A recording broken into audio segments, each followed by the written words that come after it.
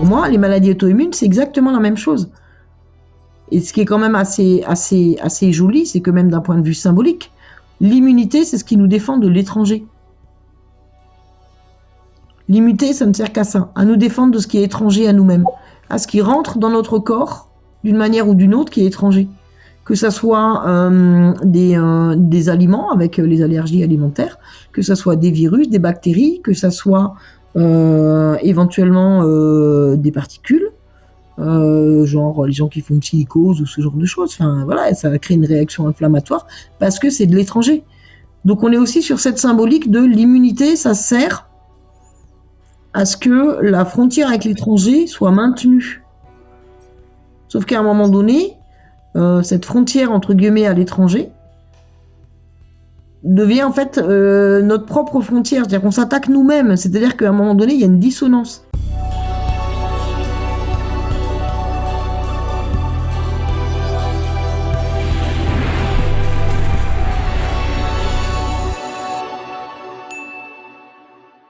J'avais une question. Quelqu'un qui a un cancer du thymus adulte, ça peut correspondre à un problème de maladie auto-immune ou c'est quelque chose d'autre?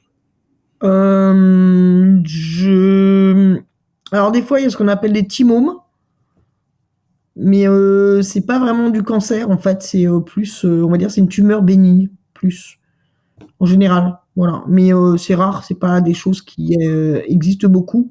Et c'est pas forcément une maladie auto-immune, c'est vraiment là plus une pathologie entre guillemets d'un organe, tu vois, où il y a effectivement un développement de cancer, mais en sachant que cancer et immunité c'est lié aussi, hein. Quand même un des plus grands succès médical des dernières années, c'est le développement de l'immunothérapie en cancéro, hein.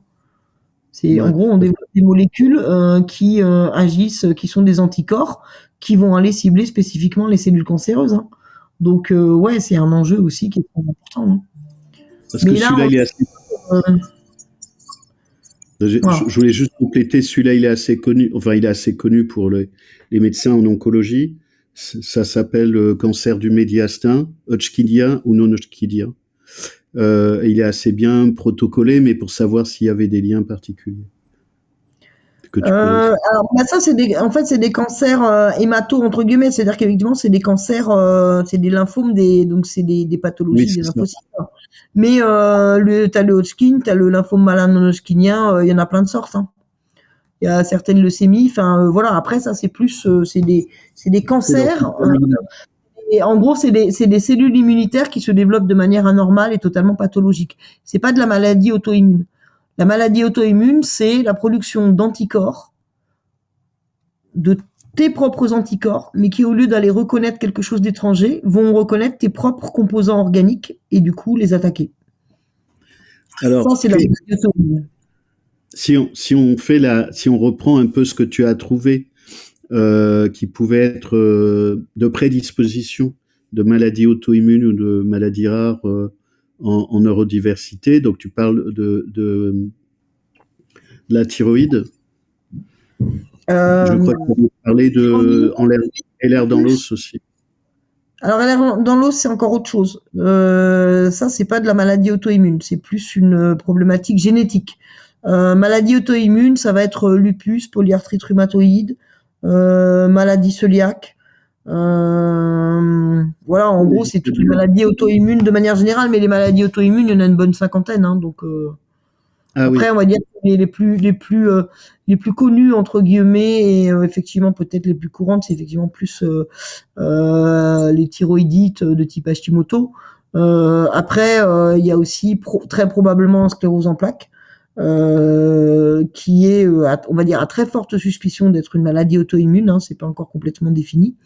Mais sclérose en plaques, en gros, on utilise des médicaments qui sont immunosuppresseurs, hein.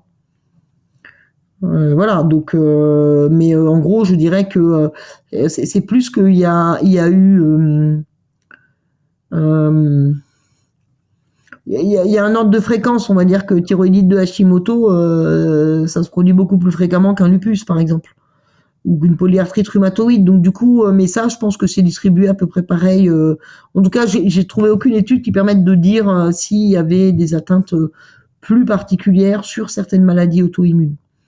Je pense que la fréquence, quand il y a une maladie auto-immune, la distribution de fréquence entre les différentes maladies auto-immunes, a priori, en tout cas de ce que j'ai pu voir dans la littérature, est la même que chez les gens qui ne sont pas concernés par la douance. Mais il y a plus de maladies auto-immunes en neurodiversité qu'en non-neurodiversité. Voilà, par contre, il y a plus quand même, si, il y a une chose, mais c'est pareil, ça c'est plus, mais c'est encore, c'est sous-population, c'est les gens qui sont concernés qui ont un TSA, les troubles du spectre autistique, il y a beaucoup plus de troubles gastro-intestinaux. Donc, de troubles gastro-intestinaux, après ça peut être des maladies de Crohn, des rectocolites ulcéro-hémorragiques, mais effectivement, il y a plus de ce type de maladies et de maladies cœliaques. Donc, maladie cœliaque, c'est une maladie auto-immune avec une intolérance, mais c'est au niveau de l'estomac. Donc, on va dire que c'est plus sur la sphère digestive, mais c'est simplement sur les TSA. Mais en sachant que c'est pareil, c'est la question, c'est on peut pas vraiment savoir parce que le problème, c'est que le TSA a été plus étudié que la douance, parce que tout simplement, c'est pathologique. Et qu'il y a un enjeu sociétal, éducationnel, qui est fort. Donc après, voilà, on peut pas savoir, en fait, pour le reste, parce qu'il n'y a pas d'études scientifiques qui parlent de ça. Beaucoup d'atypiques ont des problèmes de porosité de côlon, d'intestin, de microbiote, de tous ces trucs-là extrêmement. Ça, c'est pareil. Pour l'instant, j'ai pas réussi à trouver d'articles scientifiques mettant en lien le microbiote et la douance, et du coup les problèmes de dysrégulation du microbiote. Voilà, ça fait partie de mes croyances et convictions personnelles, mais pas de recherche scientifique sur le sujet. En sachant que le microbiote, on commence à peine à s'y intéresser. Hein. Ça fait que quelques années qu'on se dit ah bah tiens, si il y a un vrai rôle, et oui, les intestins, en fait c'est le premier cerveau initialement. Donc il y a un vrai rôle, un véritable enjeu de régulation immunitaire au niveau du microbiote. Mais j'ai rien trouvé sur le lien entre douance, microbiote et maladie auto-immune. Ça n'existe pas. Pour l'instant, personne ne s'est penché sur le sujet. Ce qui irait avec le cerveau viscéral versus le verso cognitif, sans ignorer les deux, bien sûr, mais la manière dont ils se parlent ou pas, ou dont ils mettent le feu ou pas, surtout celui du bas. Est-ce qu'il y a des liens entre état psychique et maladie auto-immune dans ce que tu as pu trouver? Alors, en dehors de la douance, c'est-à-dire dans la population générale, on sait qu'effectivement, les maladies auto-immunes sont déclenchées par le stress, probablement, et que de toute façon, à partir du moment où on a une maladie auto-immune, le stress peut déclencher des poussées de maladie auto-immune. Donc oui, il y a un vrai lien, mais qui n'a pas été mis en évidence par rapport à la douance, qui est juste lié au fait que maladie auto-immune et stress, oui, il y a un lien, très clairement. Deux déclenchements, et ensuite, quand c'est déclenché, également de poussées, puisque c'est des maladies qui évoluent par poussées, en fait. Ils sont pas constantes. Il y a des crises aiguës. En fonction de l'état de stress. Le stress aggrave et peut déclencher une crise. C'est un facteur de fragilité constitutionnelle. Ça peut déclencher une crise, mais est-ce que ça déclenche est-ce que ça crée la maladie? Très probablement. Il commence à y avoir de plus en plus d'études disant que effectivement, oui, le stress c'est pas bon, et notamment pour ce type de maladie. Voilà. Après, le stress c'est pas bon, voilà, non plus quand la femme est enceinte, c'est pas bon non plus. Après, la question c'est-à-dire qu'en gros, certains stress, et alors surtout plutôt pendant le premier trimestre de la grossesse, vont avoir plus d'impact. C'est-à-dire que derrière, il y a des retards mentaux, il y a des pathologies quand même assez sérieuses. Et effectivement, un des questionnements pour lesquels on n'a pas encore de réponse scientifique robuste, c'est est-ce que l'hypothèse, c'est de se dire est-ce qu'il n'y aurait pas un stress chronique à bas bruit pendant la grossesse qui, par le fait même d'exister, en fait, entraîne comment dire, une mise en place et une maturation du cerveau qui pourrait être spécifique et mettre en place le mode de fonctionnement particulier de la douance neurologique. Donc de se dire, est-ce que, entre guillemets, l'épigénétique, là, n'interviendrait pas pour mettre en place, en fait, une autre construction neurologique euh, ça, c'est une hypothèse, moi, que je trouve assez séduisante. Ben, moi, c'est la question que je pose de temps en temps, c'est le sujet de l'épigénétique intra-utérin, parce que quand on est, c'est passé plein de choses, et tu en parles avec le premier trimestre qui est dangereux, les deuxième et troisième, où le cerveau se développe de manière tout à fait extraordinaire. Et je pense que beaucoup de choses se jouent déjà, en particulier pour la neurodiversité. Alors évidemment, je l'exclus pas pour les autres. Hein. Parler d'une chose, c'est pas exclure les autres personnes. Mais comme c'est amplifié, bah, de fait, on a une vision plus forte des sujets parce qu'on va les pousser un peu au bout. Mais ça serait bien que quelqu'un s'y colle, j'avais dit plusieurs fois, mais plutôt sur une thèse de doctorat, sur tout ce qui... Alors je crois qu'il y a des gens qui ont travaillé là-dessus. Enfin, j'ai essayé d'inviter une personne qui m'a pas répondu, mais sur tout ce qui se passe en vie intra-utérine, mais je pense en lien avec les échanges qu'on a. On en avait parlé un peu au début, mais l'impact du cortisol qui peut se jouer, mais je pense qu'il y a plein de choses au niveau du génome, au niveau des états psychiques et de la construction, de la construction à la fois de la structure et de la construction du terrain immunitaire. Selon que l'enfant n'est coiffé ou pas coiffé, ce qui est extrêmement rare, c'est-à-dire qu'il sort avec sa capsule. Le contact avec le microbiote, enfin il y a plein de choses, t'es plus experte que moi, mais qui va impacter l'histoire et de la vie de l'enfant et de son terrain immunitaire à la naissance. Ah oui, et en sachant que après c'est très probablement polyfactoriel, plurifactoriel.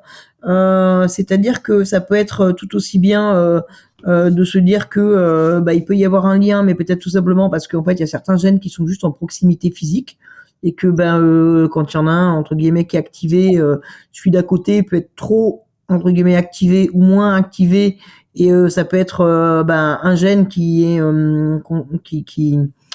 qui intervient sur l'intelligence et un gène du système immunitaire des fois. Enfin voilà, ça peut être soit sur effectivement une proximité entre guillemets physique, ça peut être fonctionnel, c'est-à-dire que un élément comme le cortisol il agit sur 15 000 trucs. Hein.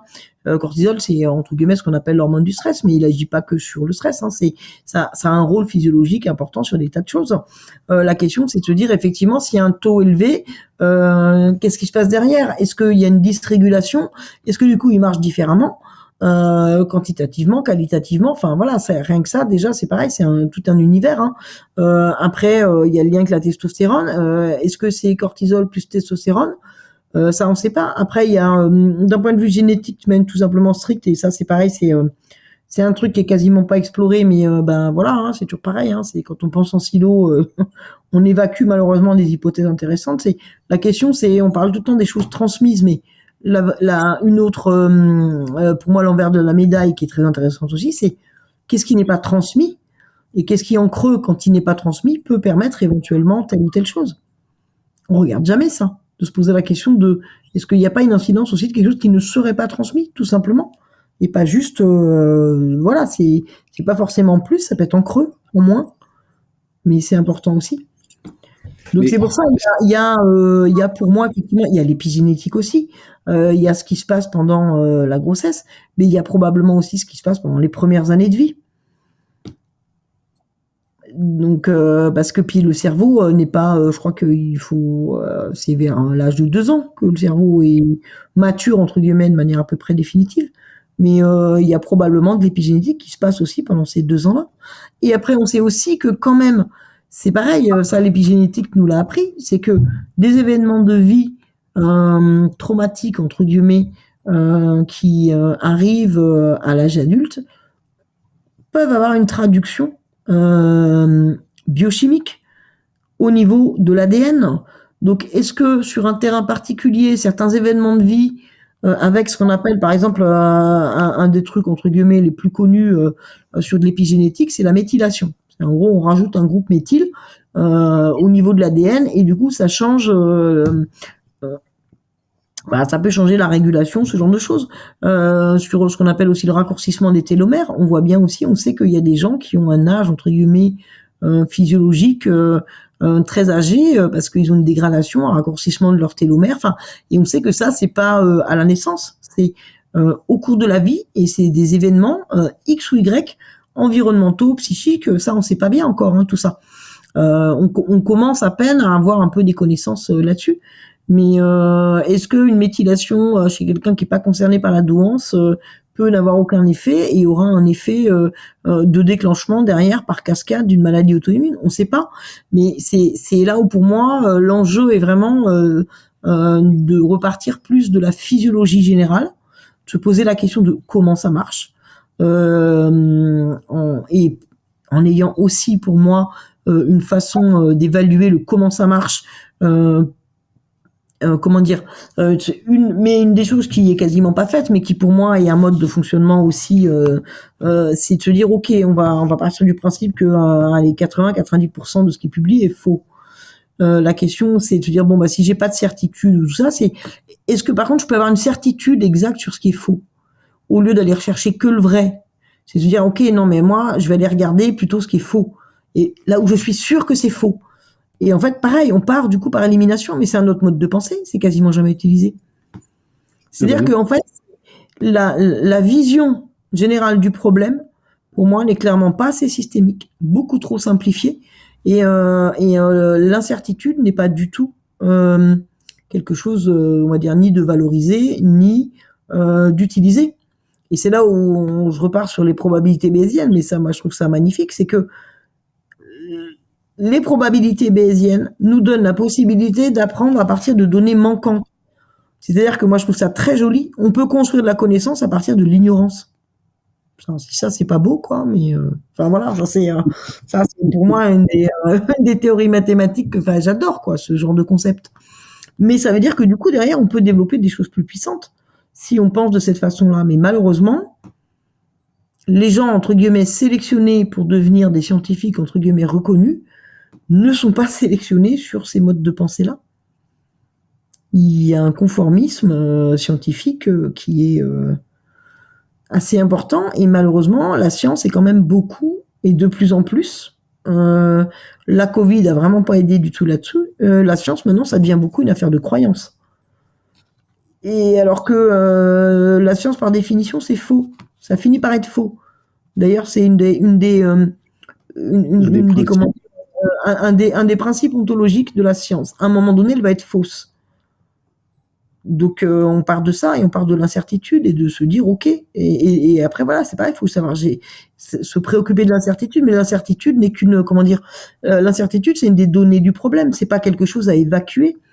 Vouloir connaître absolument quelque chose et avoir des certitudes, pour moi, n'est pas bon d'un point de vue mode de pensée scientifique.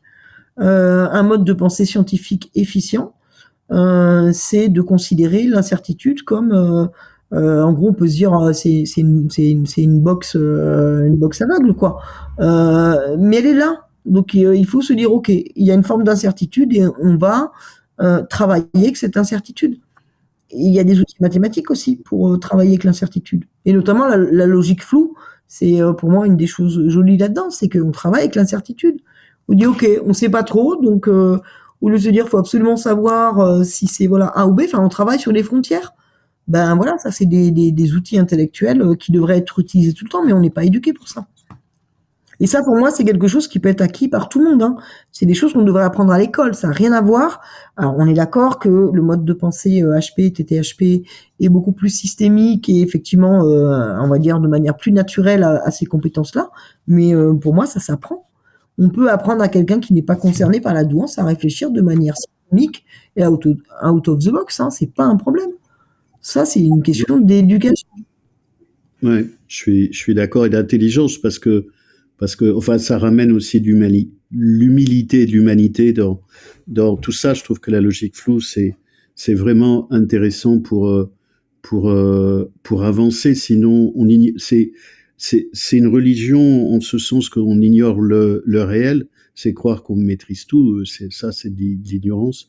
Quand on avait échangé sur ce thème, on avait parlé un peu en mode challenge, et si les maladies auto-immunes étaient une opportunité. C'est une manière de déconstruire aussi le sujet. Avec Christelle, tu as vu l'interview qui parlait du trauma comme une source d'apprentissage. C'est pas ignorer la maladie auto-immune, c'est aller le reconsidérer. Ce qu'on a fait avec Aurélie, qui sera passée avant toi dans toute son aventure à la découverte de sa mère. C'est comment survivre à ça. C'est pas ignorer les problèmes et les emmerdements comme elle a avec HPI-TSA, mais c'est aller re-questionner autrement la systémique, pour aller chercher des opportunités, sans dégrader les gens et sans être irrespectueux par rapport aux gens qui souffrent. Donc je viens te rechercher là-dessus. Si maladie auto-immune était une opportunité, et puis je vais rajouter à ça, est-ce que c'est réversible? Alors pour moi, effectivement, c'est une autre façon, mais c'est une autre façon de faire du soin aussi. Pour moi, je relie ça aussi aux pathologies psychiatriques entre guillemets. Pour moi, quelqu'un qui fait une dépression, l'idée c'est pas d'aller éteindre la dépression, et malheureusement c'est ce qui est fait en France quand même beaucoup. C'est en gros on veut enlever le symptôme. Non, c'est un symptôme de quelque chose. Donc oui, c'est pas pour rien. C'est-à-dire que la dépression, elle interroge sur quelque chose qui ne va pas. Et elle t'oblige à un moment donné à t'arrêter. Et pour que tu te préoccupes de ce qui ne va pas. Donc après, on peut le chercher de tas de manières. Ça peut être aussi des choses, entre guillemets, comment dire, je veux dire, c'est pas forcément des histoires d'aller chercher la faute chez quelqu'un ou ce genre de choses, mais par exemple, une chose qui va, pour moi, pour lequel il y a un lien naturel, on sait que les cancers du sein sont très souvent déclenchés dans des situations de deuil. Une femme qui a un deuil compliqué, que ça soit, enfin voilà, en général, il faut qu'il y ait des sentiments très forts, que ça se passe pas bien, quasiment à chaque fois, elle fait un cancer du sein.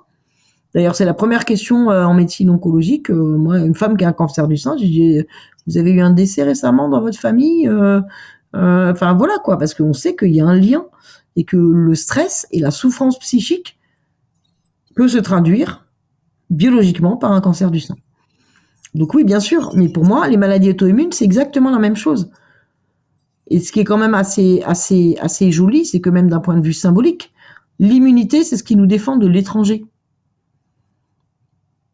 L'immunité, ça ne sert qu'à ça, à nous défendre de ce qui est étranger à nous-mêmes, à ce qui rentre dans notre corps d'une manière ou d'une autre qui est étranger.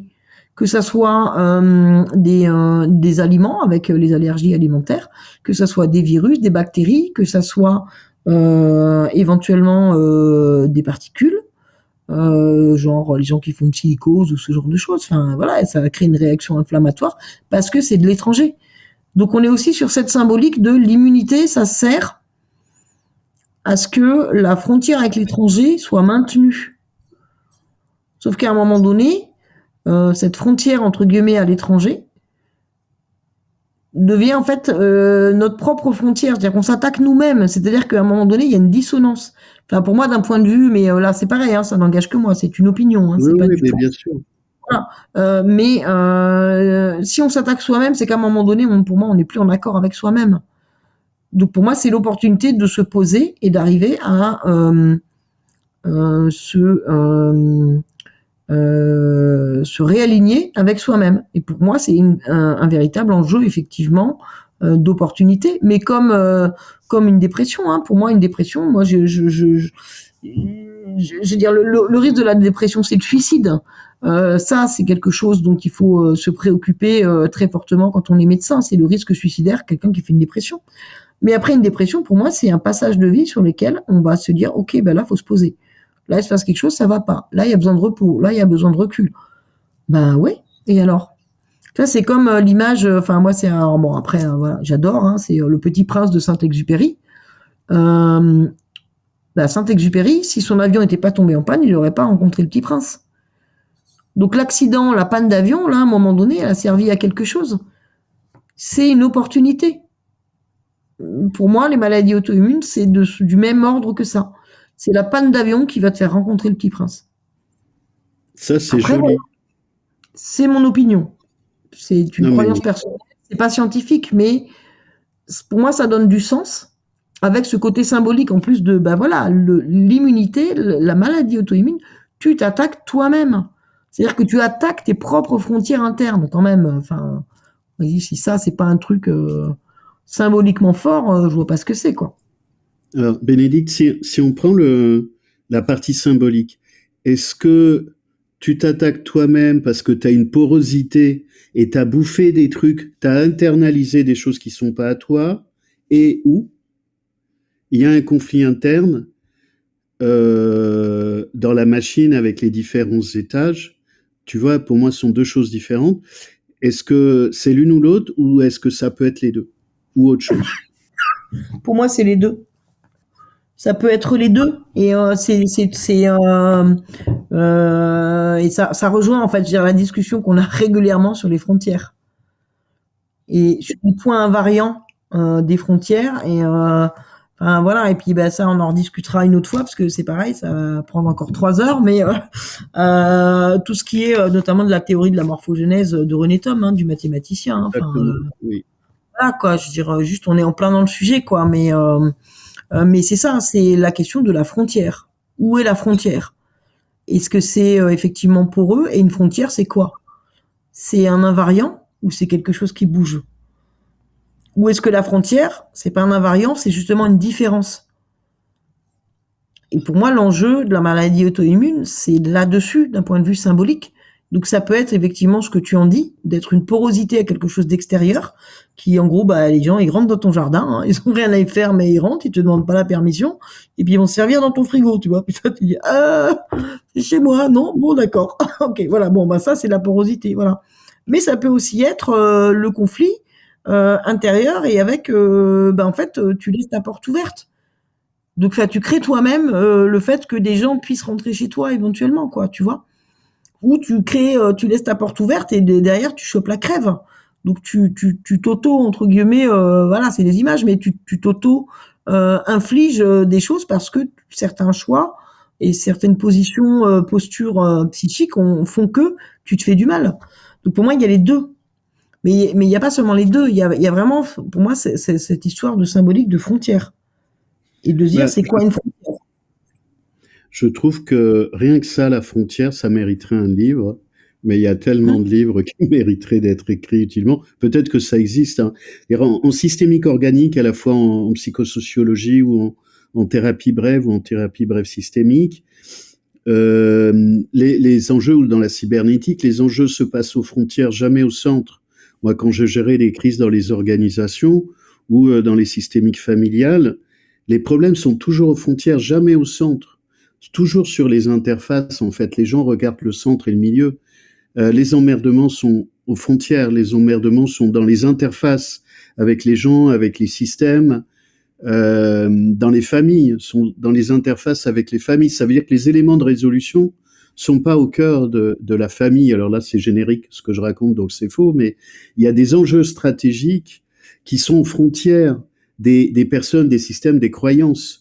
Et on peut résoudre, enfin, en tout cas, on peut accompagner, on peut faire de la médiation sur le niveau de ces frontières, et je fais le lien avec ça. Je fais un autre lien de ce que j'ai parlé au congrès de l'Adouance cette année, en 2023, sur les approches orientées solutions que je fais depuis 20 ans à peu près, où je forme des professionnels en France et à l'étranger.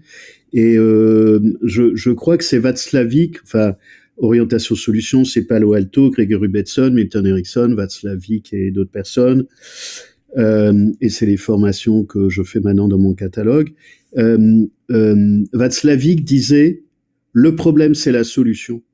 Et c'est ça que tu es en train de dire. Le problème, c'est la solution. C'est-à-dire que la maladie qui est censée être un problème, reconsidère-la comme une solution. et ce que j'utilise moi en thérapie orientée solution, c'est-à-dire que le problème n'existe pas. Le problème, c'est la manière dont on qualifie les choses. Le problème, c'est la relation à la chose, c'est pas la chose. Toute chose est inerte, quand bien même c'est une personne, mais c'est la manière dont on va interagir avec les choses, ou ce que disait Wittgenstein, qui est pas très connu, mais qui est un génie malgré tout. Wittgenstein, c'est fin 19e, je crois, qui expliquait que trouver des solutions, c'est trouver une manière de vivre en lien avec son problème. C'est-à-dire que c'est un acte, c'est pas un concept. Et je pense qu'il y a quelque chose, sans ignorer le problème, d'aller le traverser, mais considérer ce que tu dis, c'est que le corps a dit ou le mal a dit, et qu'en fait c'est une solution, c'est pas un problème. Et donc c'est une alliance avec son corps. Et en lien, on peut parler, alors pareil, d'une discussion qu'on a aussi eue régulièrement sur l'homéostasie et l'entropie. Exactement. Et l'homéostasie, telle que définie par Maturana et je sais plus l'autre, comment il s'appelle, Varela Maturana. Et l'enjeu, effectivement, pour moi, et c'est là où je te rejoins tout à fait, l'enjeu en fait est la dynamique et l'acte. Et pour moi, en fait, ils ont défini en creux avec l'homéostasie ce qui relève en fait de l'entropie, c'est-à-dire entre guillemets ce qu'on appelle le chaos, mais qui pour moi est dynamique, qui est de l'ordre de l'acte. Et tout l'enjeu est effectivement de ne pas rester sur entre guillemets. Enfin, pour moi, l'homéostasie n'est pas quelque chose de statique. L'homéostasie, c'est de l'entropie qui n'arrête pas d'avancer. Bénédicte, par rapport aux gens qui nous écoutent, tu peux expliquer un peu plus ça, s'il te plaît, entre entropie et homéostasie. L'homéostasie, c'est la température du corps humain, quoi qu'on fasse, poum, ça revient à 37,2. L'homéostasie, c'est le maintien d'une fonction, la stabilité d'une fonction. L'entropie, entre guillemets, c'est le chaos. C'est la théorie du chaos, c'est-à-dire la désorganisation. Et l'entropie maximale, c'est la désorganisation maximale. Sauf que, voilà, c'est ce dont on parle, c'est de se dire que, en fait, une désorganisation maximale conduit à une homéostasie. Ce qui est, on est d'accord, un concept qui est pas forcément comme ça tout de suite hyper évident, mais enfin voilà, pour moi c'est évident et effectivement c'est là-dessus qu'il faut aller chercher aussi les enjeux de frontières. Une frontière, c'est pas forcément quelque chose de stable, c'est peut-être tout simplement le résultat de tas de choses qui sont totalement instables et chaotiques. Mais c'est pas pour ça, enfin, tu vois, c'est dire que c'est une fausse stabilité, entre guillemets. En fait, ça bouge tout le temps, sauf que quand tu le regardes, entre guillemets, de manière temporelle ou à un moment donné, ça te paraît stable. Mais juste parce que sur une frontière, en gros, on va dire elle est stable, mais tu as deux forces toutes pareilles. Où tu en as 15 comme ça, petites, et une grosse, et le truc fait que ça bouge pas au milieu. Mais en fait, c'est dynamique. Et je pense que sur tout ce qui est de l'ordre aussi des maladies auto-immunes, c'est tout cet équilibre-là qui peut être perturbé. En fait, c'est un jeu de déséquilibre, plus qu'un jeu d'équilibre. C'est-à-dire un jeu d'équilibre est un jeu de déséquilibre.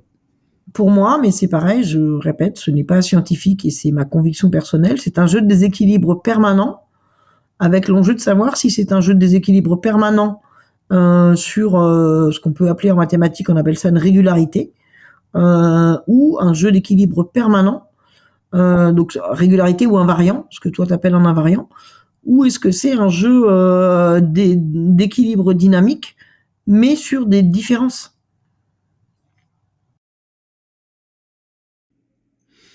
Mais c'est quand même plus intéressant pour aller reconsidérer la question de la maladie, en tout cas la manière dont le corps nous parle, en prenant ça en compte.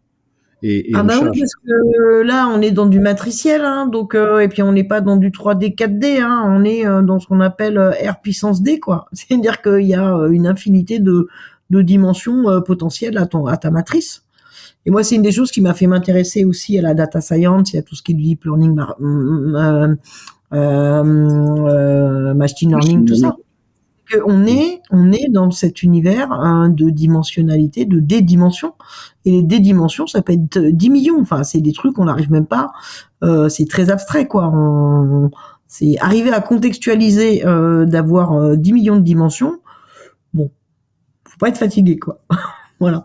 Mais Mais c'est de cet ordre-là, oui, bien sûr, mais ça veut dire qu'en fait, pour moi, il y a un enjeu, effectivement, de faire de la médecine et de proposer des solutions thérapeutiques aux personnes qui tiennent compte de cette pluridimensionnalité, mais on ne traite pas et on ne soigne pas de la même manière quelqu'un en voulant éteindre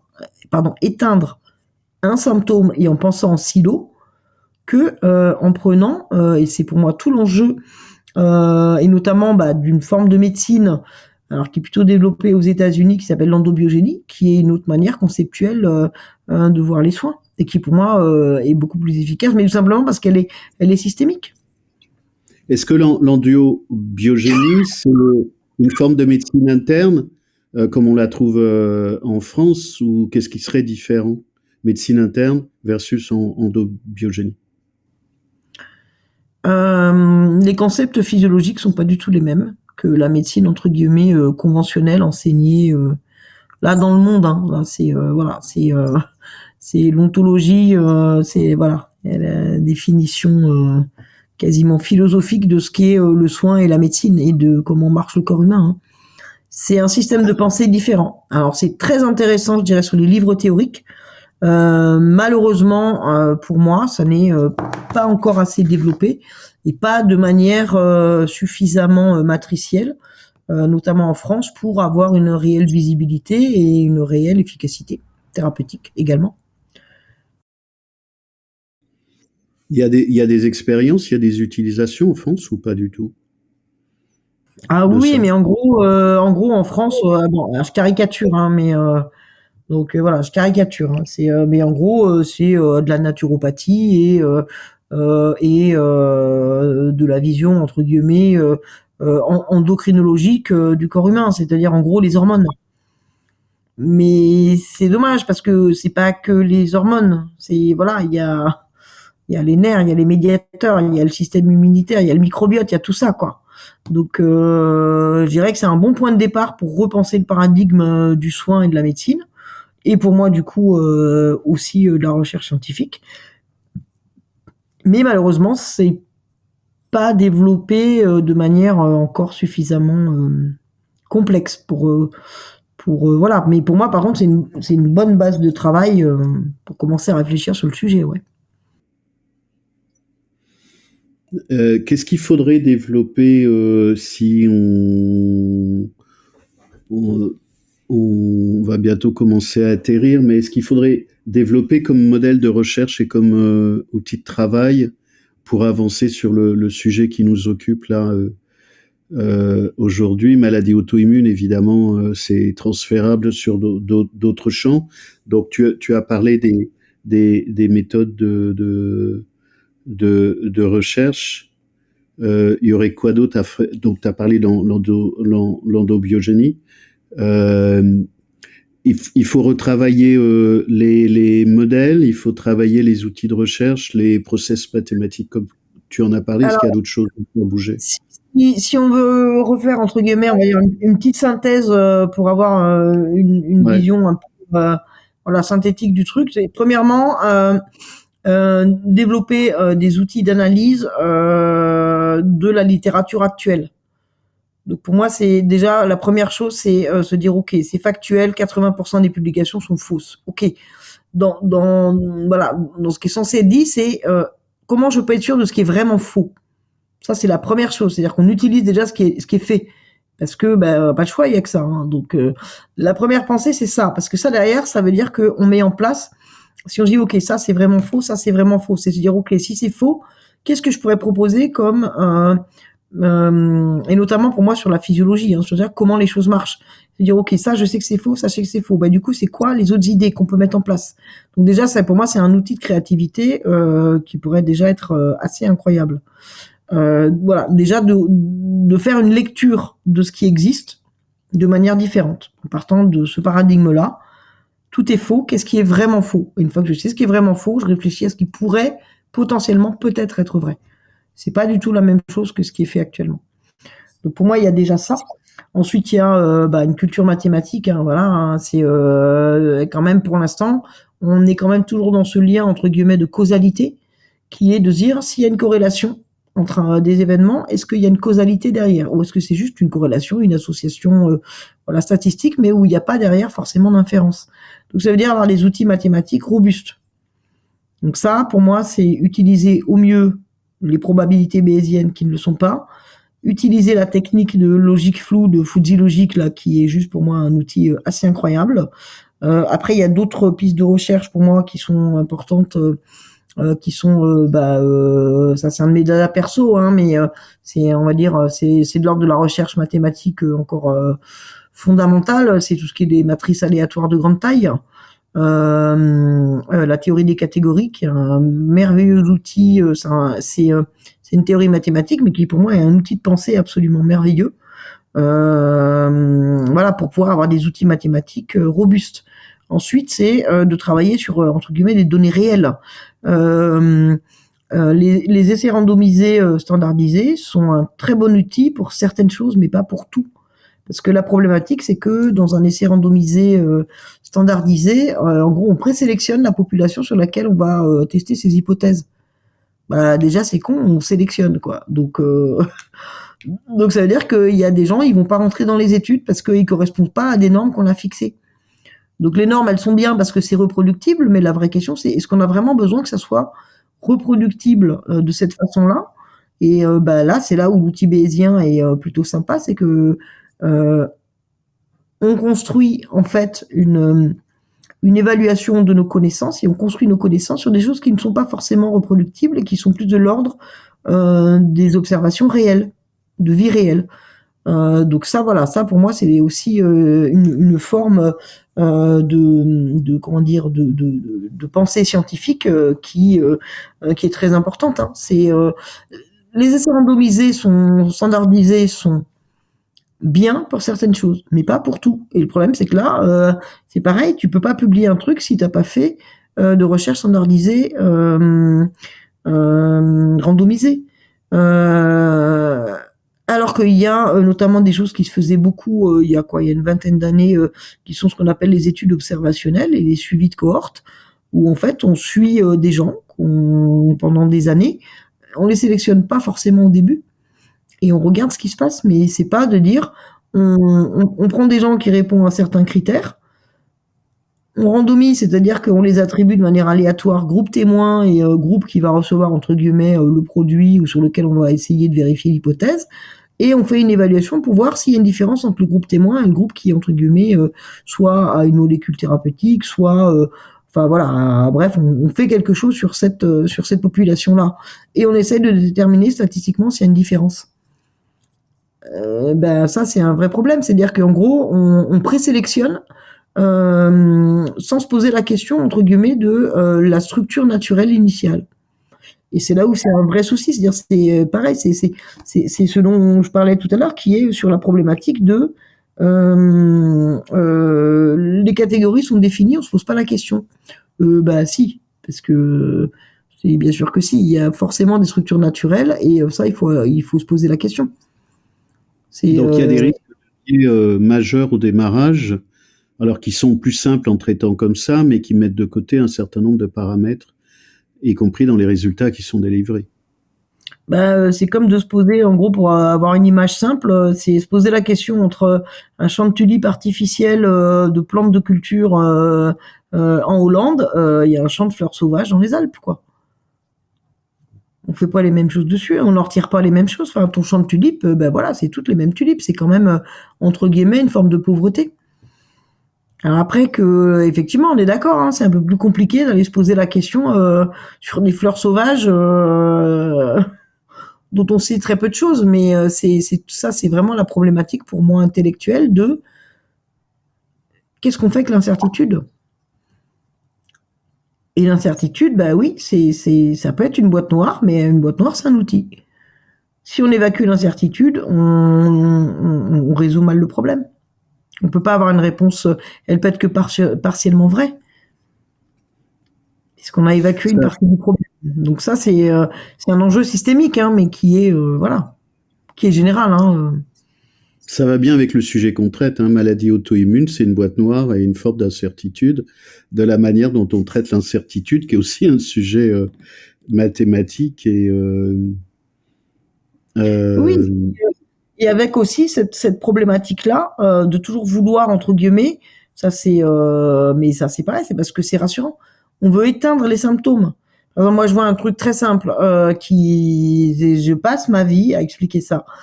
Quelqu'un qui a une infection, qui a de la fièvre, dans 95, 99, allez, même 99% des cas, les médecins veulent enlever la fièvre. J'imagine, mais pourquoi? D'abord, la fièvre, c'est notre mécanisme naturel. Donc déjà, t'éteins un truc qui, normalement, te permet de résister à l'infection naturellement. Ensuite, si t'as pas 42 fièvre, si ça ne te procure pas, enfin, si ça déclenche pas une crise d'épilepsie, si tu fais pas ce qu'on appelle derrière un choc septique et tout, pourquoi aller enlever quelque chose qui est une défense naturelle? Eh ben, on éteint un symptôme. Et plus de symptômes, plus de maladie. Ben non, ça, pour moi, c'est mal pensé. C'est la fièvre, on la laisse. Et puis on demande aux gens. Ça va, vous la supportez bien? Alors on va la laisser. Et puis comme ça, on suit la courbe naturelle de la fièvre. Ça sert à quoi? Mais c'est pareil, on éteint un symptôme. Et en fait, on ne travaille pas sur le fond. On s'occupe de la forme. En gros, on fait tout pour que la forme ressemble à quelque chose de pas malade. Sauf qu'on ne s'occupe pas du fond, du coup. Bah, voilà, c'est une mauvaise façon de penser. c'est Sur de la la recherche, pensée magique. la même chose. Voilà, c'est-à-dire que oui, c'est ça. Et puis c'est on enlève l'incertitude. Hein, c'est plus de fièvre. Allez hop, me pose pas la question. Bah ouais, c'est rassurant. Mais sauf que bah c'est con. Hein, c'est le mécanisme naturel que le corps a mis en place parce que les bactéries, notamment, et certains virus, ne supportent pas la fièvre. Ils supportent pas les changements de température et notamment la température élevée. C'est un mode de protection. Après voilà, c'est pas pareil chez un adulte ou un enfant. Un bébé, on laisse pas monter à 40 de fièvre parce que justement le cerveau est immature et que derrière il peut faire une crise d'épilepsie et ce qu'on appelle des convulsions. Voilà ce qu'on appelle les convulsions pour les enfants. C'est une crise d'épilepsie déclenchée par une très forte fièvre. Bien sûr que là, on laisse pas un gamin monter à 40. Mais voilà, on essaye de maintenir, enfin, un gamin qui a 38 de fièvre ou 39, on le met dans un bain, mais à 38. Parce que 38, c'est raisonnable. On ne lui met pas dans un bain à 36,5 parce que la température où on n'a pas de fièvre, c'est 36,5. On le met à 38. C'est-à-dire qu'on évite que ça monte trop, mais on préserve d'une certaine manière. Voilà. Mais ça, c'était du bon sens, voilà, développé par nos grands-mères, tout ça, et que, ben voilà, on a trouvé un médicament pour enlever la fièvre. Ben, on s'en sert mal, entre guillemets. C'est pareil, c'est un bon outil, mais on s'en sert mal. Et tu passes ta vie dans les hôpitaux, je le rappelle. Donc c'est ton combat tous les jours en milieu hospitalier euh, à essayer de garder des gens en vie. Et voilà, c'est le combat éternel entre le fond et la forme. Si on se préoccupait plus du fond et moins de la forme, les choses seraient plus simples et plus efficaces. J'ai deux questions que j'avais oubliées. Une qui vient d'Aurélie. Est-ce que tu connais des liens, alors soit dans ton étude, soit dans ta pratique hospitalière, entre épilepsie et TSA, ou des formes d'épilepsie et du TSA? C'est Rudy Simon dans l'autisme féminin qui en parle. Elle a des trucs comme ça. C'est-à-dire des espèces d'absence. Ça peut dire, je peux même plus bouger, j'ai les yeux qui sont fixes, du flou. Je sais pas, parce que je suis pas allée regarder ça dans la littérature. Faut On après, va pas je pense, croiser ça. je dirais, mais je suis pas allée regarder, donc peut-être, mais là comme ça, je sais pas. D'accord. Après ça peut être spécifique à Aurélie, donc j'en sais rien. Faudrait que je fasse une revue de littérature pour regarder s'il y a un lien. Ben, elle a ça et elle l'a relu dans le bouquet de Rudy Simon, qui est une spécialiste de l'autisme aux États-Unis. C'est autisme féminin. Et puis, est-ce qu'il y a un lien, je me suis posé la question en relisant ton mémoire, avec malaise vagal ou pas, ou c'est juste on est nombreux à avoir ça, ce genre de choses que j'ai découvert, mais avec atypique, est-ce qu'on peut faire plus de malaise vagal ou pas, ou c'est pas relié comme d'autres choses, ou tu sais pas? Je pense que c'est de l'ordre des hypersensibilités. mais plus physique. Je pense que, enfin, mais ça c'est pareil, j'ai pas fait de revue scientifique dessus spécifique, mais pour moi ça rejoint les questions d'hyperexcitabilité. Le nerf vague est un très très bon régulateur de tas de choses, et il est très possible que chez nous il soit un peu régulé façon up, c'est-à-dire de temps en temps il est un peu excessif. Mais voilà, je dirais, enfin c'est pas un truc scientifique, c'est mon opinion. Je pense que voilà, mais c'est sur des formes d'hypersensibilité là, probablement plus physique, quoi. D'où l'intérêt aussi de la théorie polyvagale sur ces sujets-là. Oui, et c'est pour ça que pour moi, il y a des moyens alternatifs et entre guillemets non allopathiques, donc non médicamenteux, de prendre en charge avec voilà, c'est entre guillemets des thérapies douces, mais qui sont pour moi plus physiologiques et naturelles, hein. C'est bah, le rêve lucide, les micro-sommeils, comment dire, la valorisation de la mise en réseau par défaut, la théorie polyvagale. Enfin, je pense qu'il y a plein de choses qui peuvent, en tant que HPTHP, nous aider, entre guillemets, à réguler un petit peu la bande passante qui est des fois un petit peu chaotique dans les extrêmes, et que ce sont des moyens tout à fait naturels et qui en plus pour moi évitent effectivement de soigner exclusivement avec des médicaments, ce qui est pas forcément, enfin ça c'est pareil, hein, c'est très culturel. Tu vas en Asie ils se soignent pas quand ils sont malades, ils sont dans la prévention, et la prévention avec des choses très naturelles. Enfin, la médecine chinoise marche très très bien pour ça, l'acupuncture aussi, mais c'est essentiellement préventif, c'est-à-dire qu'on n'attend pas que la maladie soit là, on traite pour qu'elle ne vienne pas. Voilà. Mais pour moi, effectivement, théorie polyvagale, tout ça, c'est voilà, les rêves lucides, tout ça, pour moi, c'est plus des mises en condition préventives pour effectivement faire avec la machinerie, hein. C'est en gros, c'est comment je fais pour que le moteur de la Ferrari il ronronne dans la carrosserie de la Trabant, quoi. Ah ouais, parce qu'elle fait du bruit, hein, je te promets. La Ah bah, Trabant. c'est ça, hein, et c'est de se dire, ça bouge de partout, mais enfin, globalement, quand même, ça va, ça ronronne comme un petit chat, quoi. Il n'y a pas de souci, on peut avancer dessus, quoi. Voilà. Mais je pense qu'il peut y avoir ça aussi. J'ai souvent des personnes qui me disent, mais j'ai l'impression d'être enfermé dans mon corps. Il y a vraiment un décalage entre ce qu'il y a dedans, ce que je partage, hein, évidemment, ou tant c'est quelque chose, et puis le truc qui suit pas, quoi. C'est une espèce de grosse casserole qui fait du bruit. Plus je commence à en parler, mais j'ai pas trouvé de gens spécifiques là-dessus, sur qu'est-ce qui se passe quand on avance en âge et que t'as la tôle qui rouille et qu'il n'y a plus les pièces de rechange.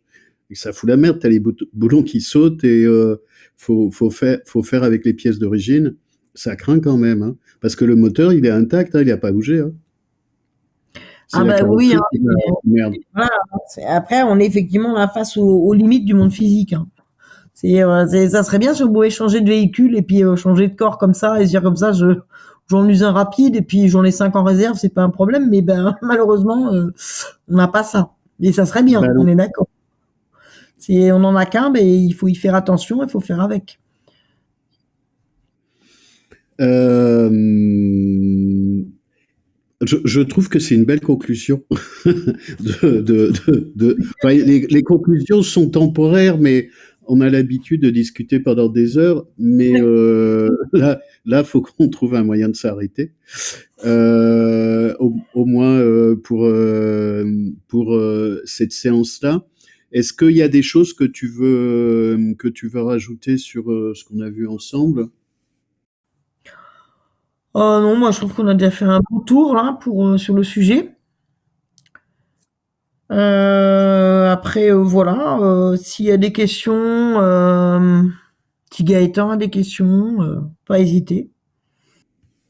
Bah, on en aura dans le chat, de toute façon, des questions dans les commentaires de la diffusion. Puis on va pouvoir en parler après avec Gaëtan. Et ben voilà, encore un beau voyage dans sa danse, encore différent. Il est avec une autre couleur et on échange depuis quelques années avec Bénédicte, et c'est une ressource précieuse et un data center exceptionnel sur les champs scientifiques et pluriels. Je suis ravi qu'on ait pu en échanger. On attendait depuis quelques mois. On fait suite à l'interview avec Aurélie. On aura la prochaine fois en suivant et Bénédicte Lacollet, Mathilde. Et là, on va faire un plongeon à l'intérieur de quelqu'un qui voyage, qui est d'une intelligence extrême, mais qui voyage avec toutes ses dimensions. Et dans comment elle expérimente ça, comment elle trouve ses propres solutions, et vous échangez de temps en temps avec, elle est Asperger, avérée, et THPI aussi, ce qui lui donne une capacité à être en méta sur ce qu'elle vit, plus le truc qui l'emmerde, le SAMA, parce que c'est chiant, donc avec des problèmes histaminiques et d'autres choses, et qui peuvent être extrêmement invalidants et dégradants, et elle est jeune. Donc ça sera le prochain voyage avec Mathilde. Et puis l'entretien d'après, ça sera avec Alexandre Bitoun, qui a réalisé ce reportage que vous pouvez aller voir sur LCP, sur la chaîne parlementaire, qui s'appelle La dure vie des surdoués. Vous avez ça en replay sur la chaîne. C'est un reportage magnifique, je trouve, respectueux, fidèle. Moi, j'ai beaucoup apprécié. C'est ce qui fait que je suis allé chercher Alexandre. Et j'ai en particulier apprécié, ce qui n'a pas été le cas manifestement d'autres personnes, mais c'est ça que j'ai aimé chez lui, c'est que en fait il est impliqué à tel point que dans le reportage il parle de lui, et en fait on est à plusieurs niveaux, et je trouvais ça tout extrêmement dense, intense, et on parle du sujet. C'est peut-être pas académique, mais en tout cas c'est très atypique. Et très respectueux du travail qu'il a fait. Il a suivi pendant une année en fait des enfants dans une école à Paris, et c'est pas sûr que ça dure malheureusement. Donc ça sera l'interview après Mathilde. Après il y en a d'autres qui sont en attente au show. Donc on verra. Merci encore Bénédicte pour cette interview-là en visible. Après, on a l'habitude d'échanger en mode invisible. Et beaucoup de gens attendaient ça, parce que c'est un sujet délicat. Évidemment, ça peut pas être calvaudé. Comme tu dis, selon les études, tu as des gens qui sont perdus. Selon les pratiques médicales, moi, je fais gaffe à ma peau, je suis pas médecin, donc je peux pas raconter de conneries. Puis j'ai pas envie non plus. Ça requiert d'être super attentif et vigilant à ce qui se passe. Et après, on a nos propres singularités, c'est qu'on peut pas décorréler la maladie de la personne qui la porte. Enfin, comme tu le dis, en fait, c'est un panneau indicateur. Faut aller voir ce qui se passe de l'autre côté. Il nous fallait bien ce temps-là pour faire le tour de toutes ces étapes-là. Merci beaucoup. À très bientôt. Pour la suite, je pense que j'ai raconté. Si les nouvelles choses pour l'année 2024, c'est que enfin je mets en ligne en e-learning et un programme pour les professionnels, orientation solution, que je fais depuis 20 ans en présentiel, mais j'ai aussi quelques soucis de santé, donc je modifie mes modes d'intervention. Il y aura une journée pour tout public, un peu comme de la communication non violente, et 4 jours de e-learning, de présentiel Zoom pour les professionnels. Et puis je vais voir avec Gaëtan pour que vous ayez, on a la confirmation de la couverture du livre avec Élodie Crépel, qui va sortir en mars ou avril 2024. Je crois que j'ai fait le tour des actualités. Si ce qu'on vous propose vous plaît, ce que j'espère, pensez à vous inscrire pour avoir l'invitation pour les prochaines interviews. Si ça vous plaît, vous pouvez mettre un pouce, nous suivre, faire des commentaires gentils, en tout cas contributeurs. Vous pouvez aussi faire un don si vous voulez pour participer au développement de cette chaîne parce que ça prend un budget, ce qui est normal, hein, absolument, c'est ça qui se passe. Je crois que j'ai fait le tour de tout ça. Merci pour votre présence toujours peu nombreuse. Merci pour toutes les contributions. Vraiment, je vous invite à aller voir les autres interviews et les personnes qui sont venues sur la chaîne et les contributions et les commentaires. Vous êtes extrêmement gentils pour ça. On fait ce qu'il faut pour, mais vraiment on apprécie. À très bientôt.